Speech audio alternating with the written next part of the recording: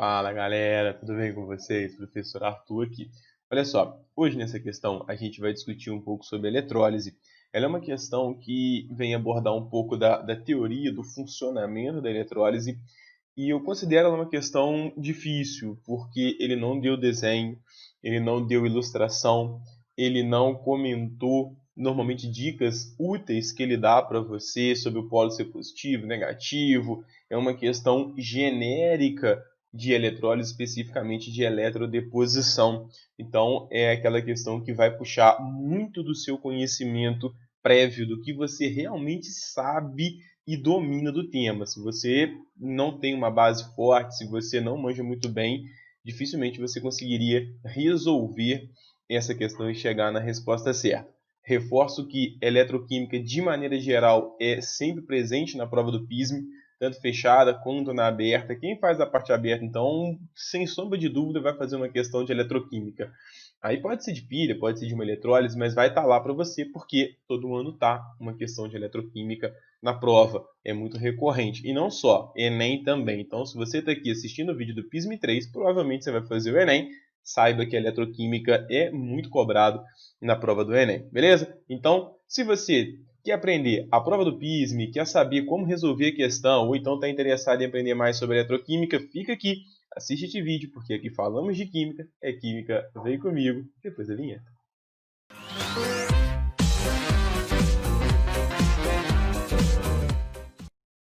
Olha só, meu querido, o que essa questão traz pra gente? Ó, os banhos eletroquímicos que fazem revestimento metálico têm uma sequência. Uma peça, para ser cromada, necessariamente precisa ser primeiro cobreada, depois niquelada e, por fim, recebe uma camada de crômio. A deposição eletrolítica pode levar à produção de peças prateadas e douradas, além de outras, onde ocorre a estanhagem, cadmiagem e latonagem.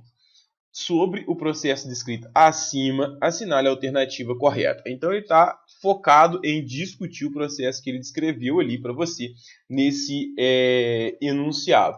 Então, vou dar uma lida nas alternativas e aí a gente começa a resolver. Lembro para você que aqui eu não venho só e faço a questão em 2, 3 minutos, te dou o gabarito e acabou. Porque o gabarito você tem no site do FJF. Aqui eu quero te dar um resumozinho do conteúdo, eu quero te mostrar qual é a ideia, para que você possa entender como essa questão é resolvida, né, e além do gabarito. Então eu vou ler as alternativas e vou te passar as dicas antes mesmo de eu resolver a questão.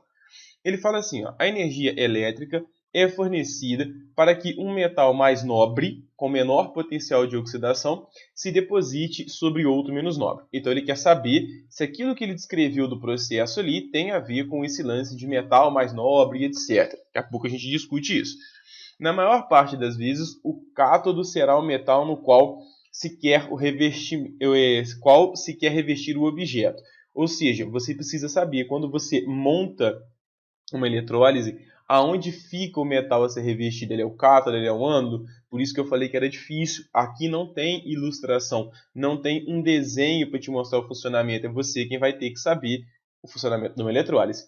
Letra C. Nas etapas de cobreação, niquelação e cromação, para que ocorra a deposição metálica, é necessário para que haja oxidação do cobre e do níquel e do crômio sobre a peça. Percebe? Aonde acontece a oxidação e aonde acontece a redução na eletrólise? Você tem que saber esse conhecimento. Ele não deu dica nenhuma, não deu desenho, não deu esquema. Ele está jogando para cima de você pesado para ver se você domina o conteúdo de eletroquímica.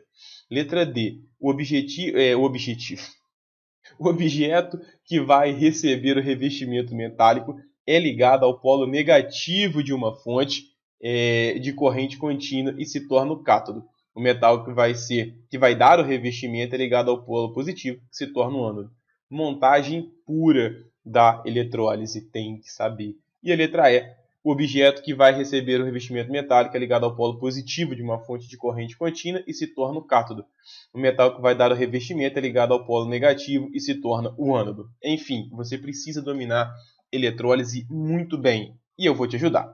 Para te ajudar, a primeira coisa que eu vou fazer é deixar provavelmente aqui em cima um convite para você ir lá no meu Instagram. Porque lá tem resumos, tem como esses daqui, tem mapas mentais para você, tem desafio toda semana, eu lanço um quiz, tem vídeo de experimentos, né? A gente gosta muito de química, a gente infelizmente não tem uma realidade em que dê para fazer experimentos em sala de aula. Então lá eu trago experimentos, além de trazer dicas de estudo e etc. Então não deixe de conferir. Esse aqui é um de pilha, tem o principal de pilha até aqui, vai te ajudar bastante, sem falar nos outros temas.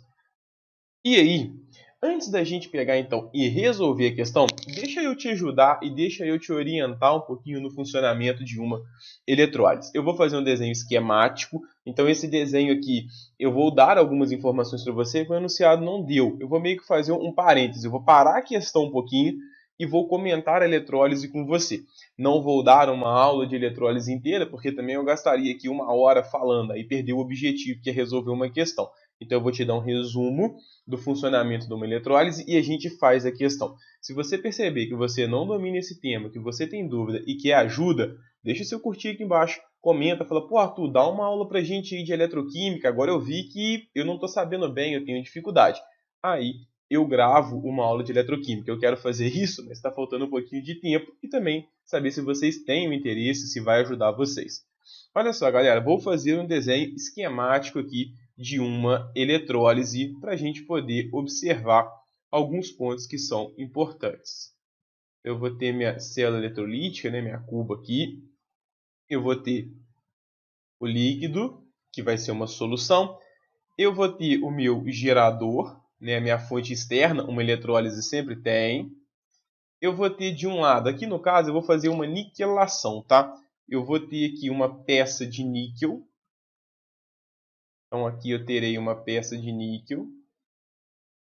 Essa peça aqui é de níquel 0, sólido. E do outro lado, eu estou colocando aqui a representação como se fosse de um anel, não é? Um latão. Ok, ou seja, é um metal que vai sofrer a deposição de níquel nele.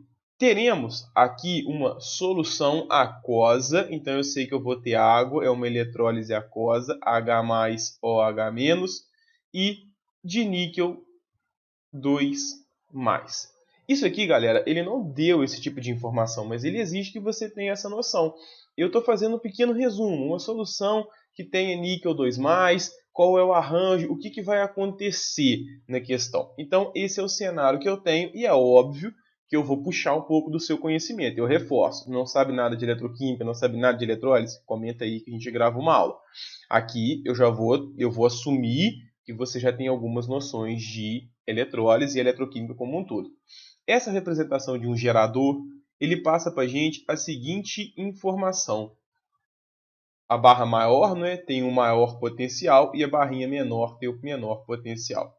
Se aqui é o polo positivo, então, desse gerador, polo positivo vai atrair carga negativa. Então, os elétrons vão ser arrancados da plaquinha de níquel e vão ser levados para o seu latão. Por culpa de quem? Por culpa do gerador, por culpa da fonte externa. Se esse lado aqui é o polo positivo, como é que eu sei que é o polo positivo? Por causa do gerador. O lado positivo, esse polo positivo está perdendo elétrons. Quem perde elétrons sofre oxidação. E aí eu preciso que você lembre de um macetinho, que vale, caso você não conheça, né, vou te apresentar ele aqui, que é o macetinho do CRAL.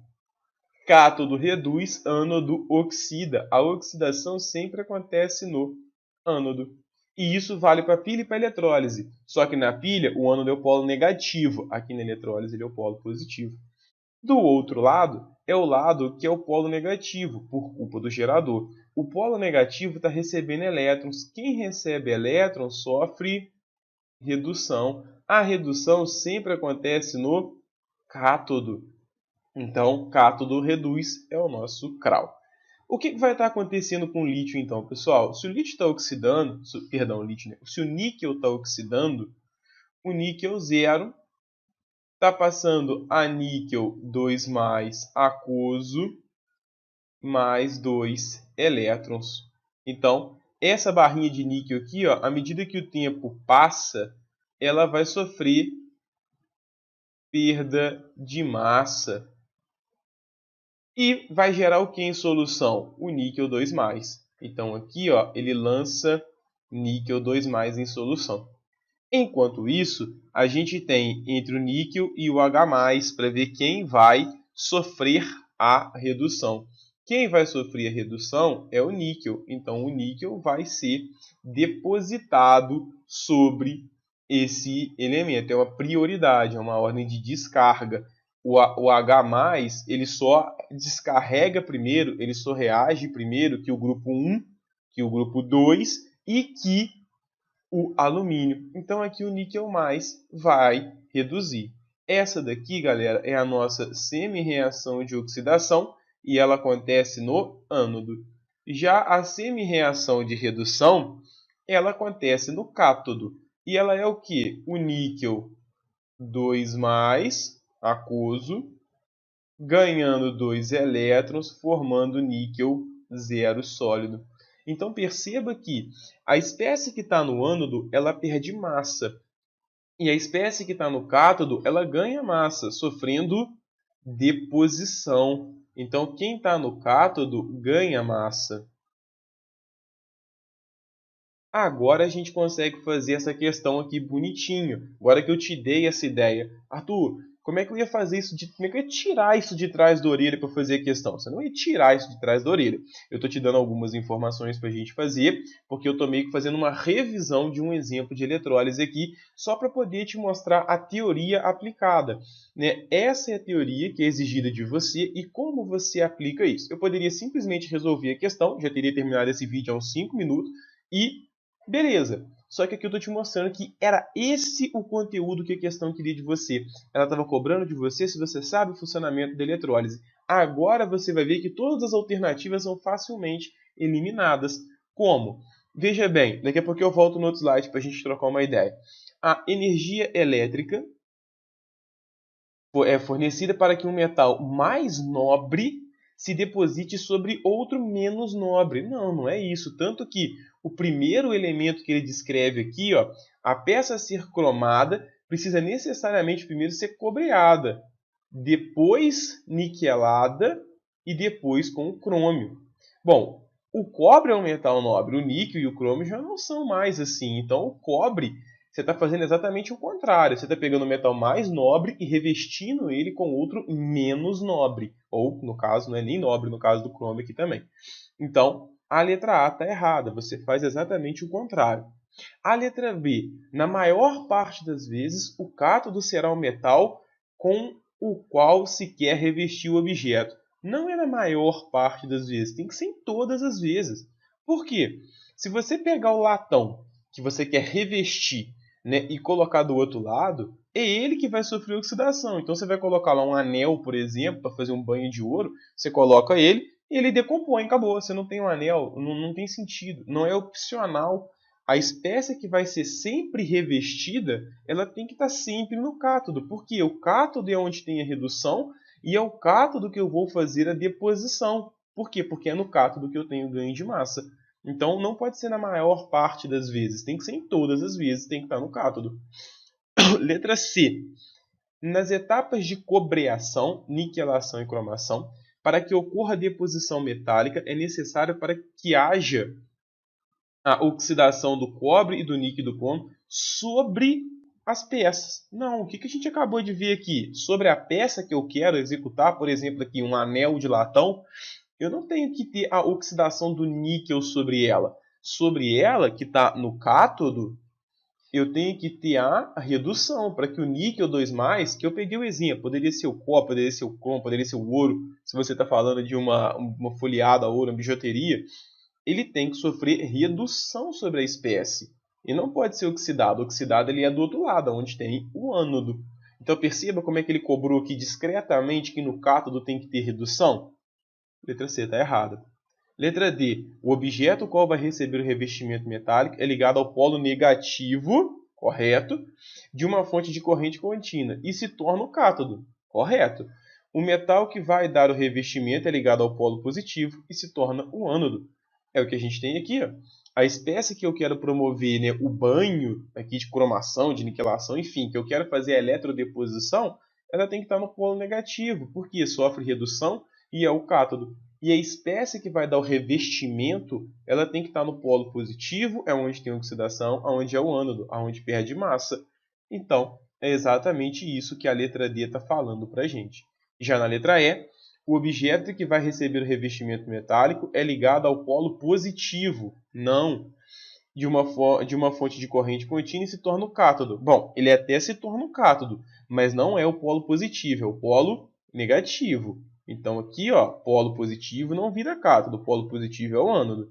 O metal que vai dar o revestimento é ligado ao polo negativo e se torna um ânodo. Tudo incorreto. Não é isso que acontece. Resposta certa, letra D. Então, galera, olha só.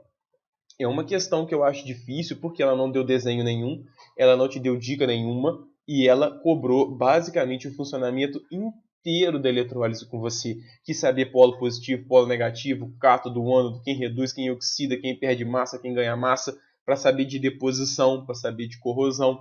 Então você precisava ter esse desenho que eu fiz aqui, genérico, né? Parte das informações eu tirei sem ter falado nada, por exemplo, no óxido níquel, eu trouxe isso aqui para você, mas o funcionamento geral da eletrólise foi todo cobrado nessa questão. Uma questão muito completa e uma questão difícil, por não ter dicas.